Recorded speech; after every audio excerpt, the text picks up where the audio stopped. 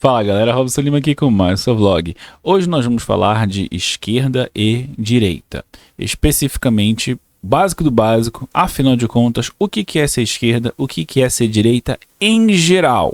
Não é uma questão de partido fulano beltrano, é uma questão de geral, conceito geral, para ajudar você a entender mais esse conceito que realmente é muito confuso, né? Todo mundo fala muita coisa hoje. Então vamos pegar aqui uma ciência política tranquila e básica para a gente poder entender o que está acontecendo. Se isso parece interessante para você, fica aí que depois da vinheta a gente vai conversar sobre isso.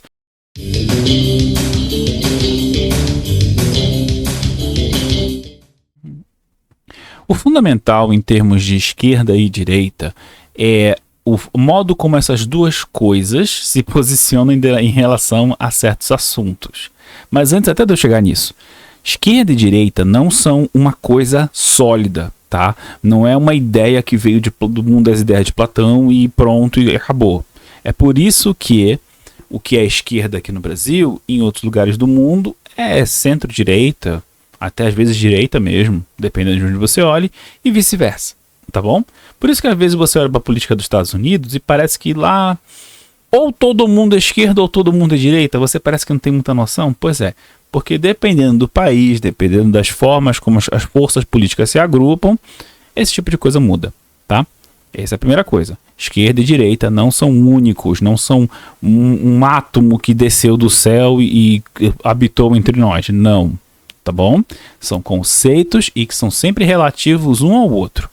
Dito isso, qual é a diferença fundamental entre esquerda e direita? O que a gente pode falar no nível mais básico é que a distinção entre a esquerda e a direita gira em torno da atitude que eles têm, esses campos, de esquerda e direita, em relação à desigualdade e à mudança social. A esquerda, ela tende a ver as desigualdades sociais como algo artificial, algo injusto, algo que a gente pode mitigar e que o Estado, seja o Estado com E maiúsculo, seja grupos que não são Estado, mas organizados, né? Ação coletiva, movimentos, etc. Esses grupos têm que intervir para reduzir, né? A gente acaba numa ideia de que a esquerda valoriza uma igualdade social, um progresso, um bem-estar coletivo. E se ela faz isso em detrimento de outras ideias ou não, aí já é um caso específico, histórico, que você queira olhar. Mas no abstrato, no geral, no tipo ideal, é isso.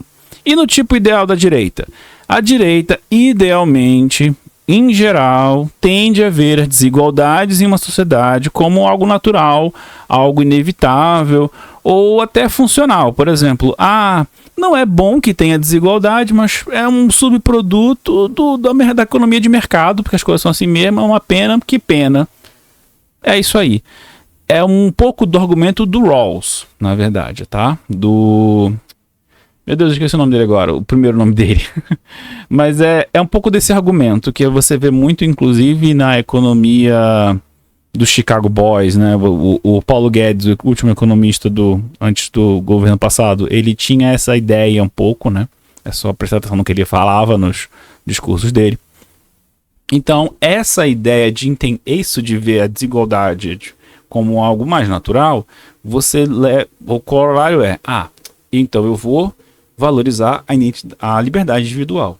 De novo, isso é no ideal, no plano das ideias. É o que a gente está falando aqui para entender no geral, tá bom? Alguns teóricos, tem um livro, alguns teóricos têm um livro, este aqui, do Norberto Bobbio, Esquerda e Direita, ou Direita e Esquerda, né? Razões e significados de uma distinção política. Esse na minha mão é a terceira edição da editora da Unesp, tá? Esse livro aqui é muito bom, na realidade.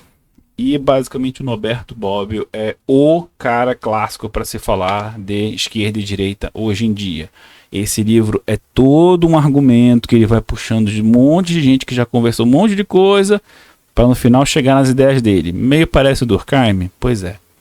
Mas vou resumir um pouco isso aqui, que é muita coisa. Mas o que acaba distinguindo a esquerda da direita é isso que eu acabei de falar. É essa atitude que eles têm em relação ao ideal da igualdade, tá? O esquerdista ele tende a ser igualitário, o direitista ele tende a ser inequalitário. Algumas pessoas vão falar que não, cara, na verdade não é que é desigualdade, é que é um respeito à hierarquia, é uma ideia de que a hierarquia é uma coisa natural e que mexer nisso é equivalente a mexer na ordem cósmica do mundo e tal.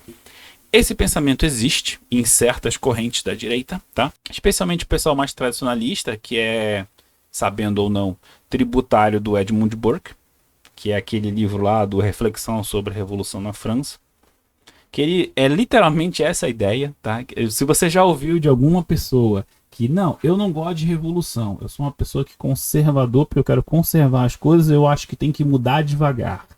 Se você já ouviu isso de alguém, essa pessoa estava, sabendo ou não, repetindo as ideias do Edmund Burke, tá? Porque é basicamente isso que o Burke alega, que uma ruptura muito violenta com a ordem estabelecida não é desejável, que você deveria querer ter incrementos de pouco em pouco, nananana. A coisa que se põe contra esta ideia, tá? Eu vou usar aqui o Thomas Paine, que é, na verdade, você insistir muito em que as mudanças têm que ser graduais, você acaba reforçando desigualdade, você acaba reforçando esses valores que oprimem as pessoas e que estão causando mal em grupos específicos, e você acaba não mudando nada. Basicamente isso. Lembra que o Burke ele era monarquista, né? Então, quando ele está refletindo sobre a Revolução na França, o que ele está escrevendo é especificamente contra a questão de que os franceses acabaram com a nobreza deles por meios violentos. E é isso que eu vou dizer, senão o YouTube me corta. Por que eu digo segurar a tua onda aí? Porque simplesmente chegar e dizer, esquerda quer igualdade, direita quer manter o privilégio. Isso aí é um pouco simplista, sabe? Também não diz muito respeito, não é muito bacana. O Norberto Bobbio, dentro desse livro que eu já falei para vocês, na minha edição aqui, que é a que eu mostrei para vocês, na página 134, né? Eu vou fazer um paráfrase aqui. Mas o que ele faz? Vocês já viram na internet aquele modelo político que é uma cruz e que tem 4 campos coloridos nela? Vocês já devem ter visto isso como meme ou coisa assim, não é? Pois é. Esse campo, ele é desta ideia aqui que eu vou falar para vocês, tá? É um modelo de 2 eixos, tá bom? A ideia é que o eixo horizontal é economia, na esquerda seria intervenção, na direita seria livre mercado, e o eixo da vertical, o Y, seria autoridade, né? Autoritarismo versus libertarismo. E aí você colocaria todos os regimes atuais ou históricos nessa grade aí, entendeu? E aí, é aí que você teria uma coisa um pouco mais completa para se entender sistemas políticos. É por isso que hoje em dia na internet você vê isso para todo quanto é lugar, porque esse basicamente é o modo como a gente costuma usar isso na ciência política hoje. É o modelo mais difundido, pelo menos. Então, se a gente for pensar que o critério para distinguir a direita da esquerda é a diferente apreciação da ideia da igualdade, e que o critério para distinguir os moderados de uma ala dos extremistas, isso vale para a direita e esquerda, tá?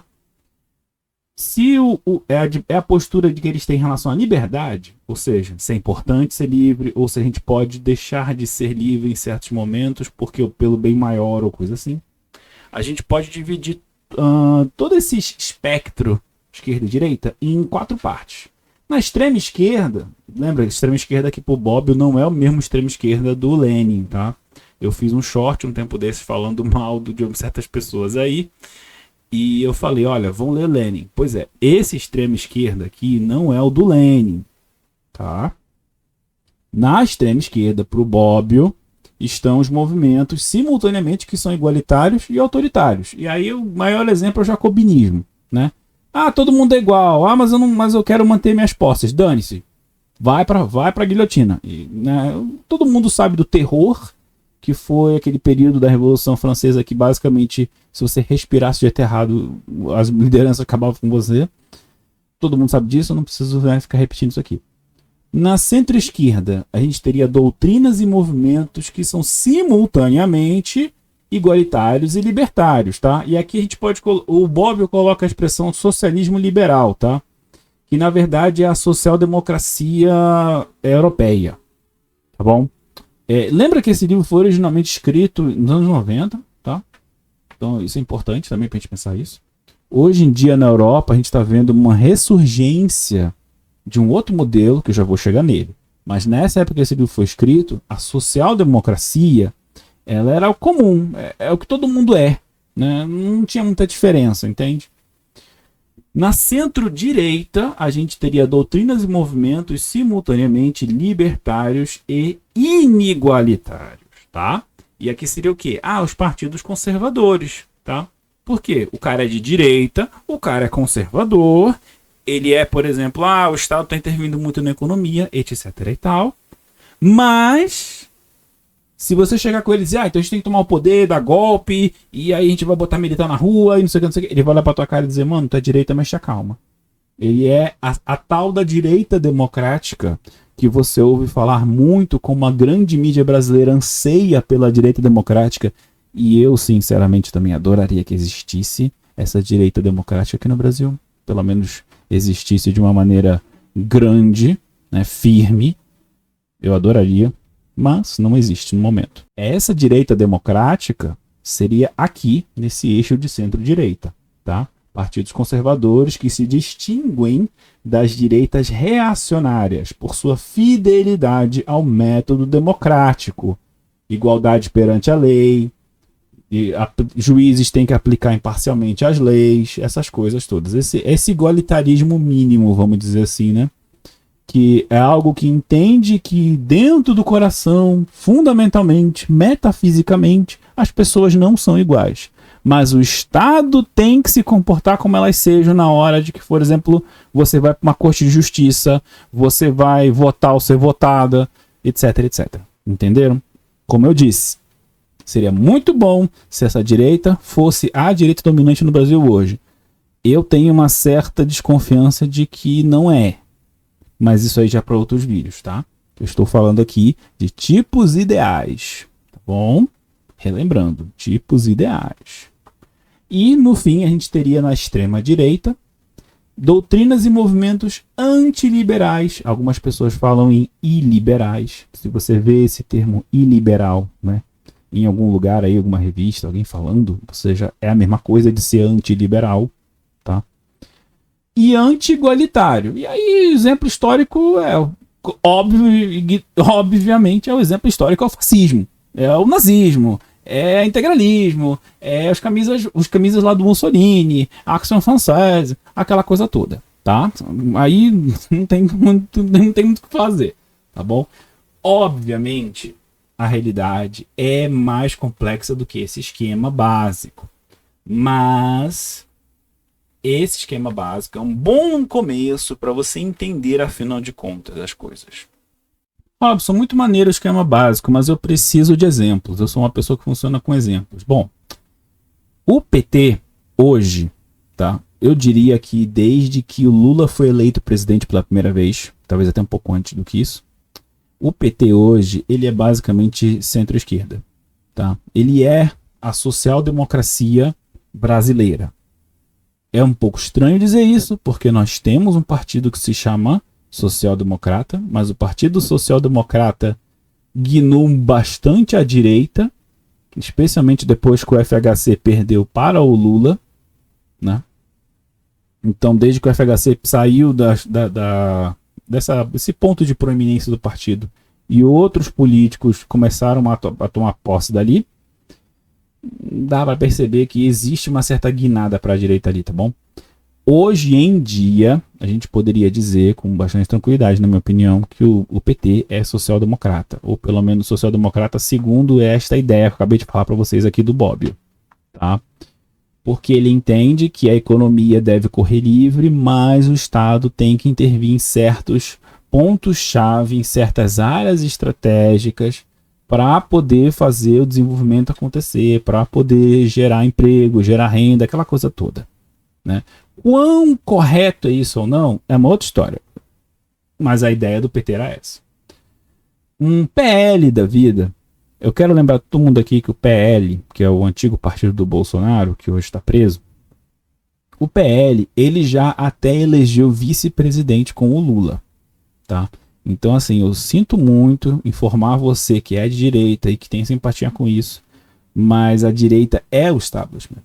né? Aqui no Brasil, de um modo geral, a direita, ela seja centro-direita ou a direita reacionária, ela sempre teve seu espaço, tá? Sempre teve um espaço muito grande, diga-se de passagem. Então o PL, por exemplo, já seria uma centro-direita. O Novo, definitivamente centro-direita. Talvez até mais direita do que só centro, né? Talvez a tal da direita liberal, né, mais... Não diria que uma extrema-direita, eu acho que aí não é demais. Mas, com certeza, partidos como Liberal, o Novo, esses partidos menores, que o pessoal chama de pega tudo, aqui no Brasil, eles acabam funcionando menos como algo ideológico e mais como uma desculpa para você ter cargo, para você ter acesso ao fundo eleitoral, para você poder consolidar poder localmente, tá? É por isso que é por essas coisas que eu tenho que dizer para vocês sempre, que essas coisas de esquerda e direita são tipos ideais, são coisas que a gente precisa pensar bem de qual ideia que eu estou falando, entende? E que esquerda e direita sempre são conceitos relacionais, são posicionamentos num campo político. E o campo político ele é feito de ideias específicas, de práticas específicas.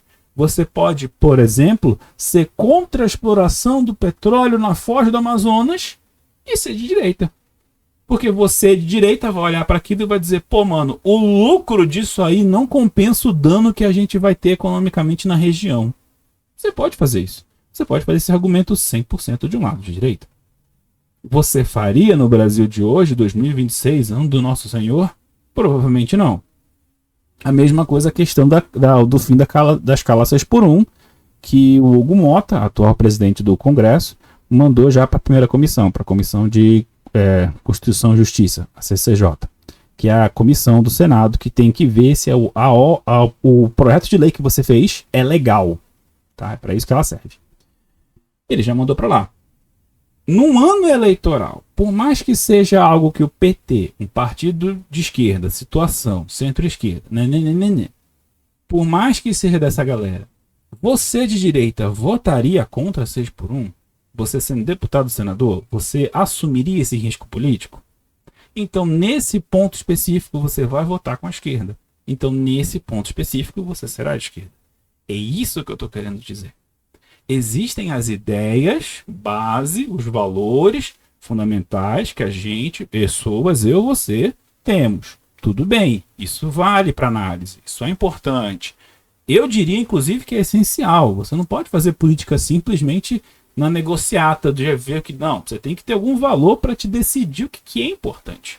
Porque vai ter uma hora que você precisa negociar e outra hora que você não vou negociar de jeito nenhum. Você tem que ter essa ideia.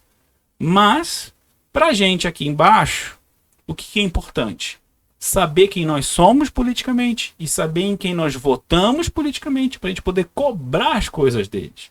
Porque se eu quero um político só para manter tudo que está aí, então eu não preciso realmente pensar muito.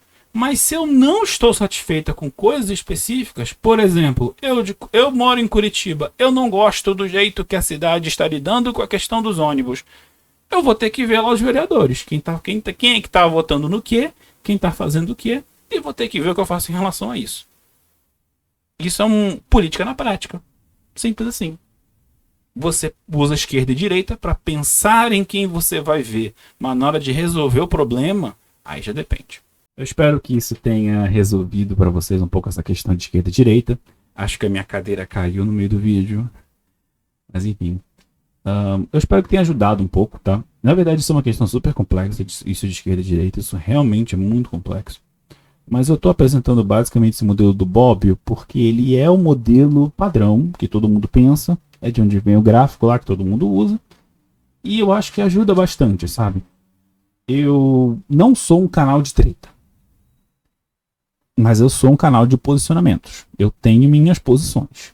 Tá? Eu não minto pra ninguém fingindo que eu sou neutro. Porque não existe ciência neutra. Tá?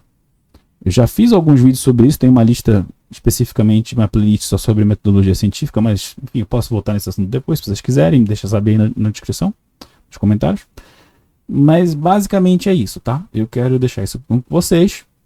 E a gente se vê na próxima, tá? Não se esqueçam de dar o like, de se inscrever se você não for inscrito, inscrito, apertar o sininho para receber todas as notificações, deixar um comentário aí para mim para eu saber que você chegou até esse ponto do vídeo. Se você chegou até esse ponto do vídeo, coloque a palavra venci, tá? Só para eu saber aí. E no mais é isso, tá, gente? Muito obrigado pelo tempo. Robson Lima está desligando e até o próximo vídeo do canal Sociovlog BR, onde nós falamos de política, de religião, de economia, de tudo, de um ponto de vista da sociologia, da ciência política, da antropologia, para informar e para também fazer refletir. Obrigado, galera. Robson Lima, desligando.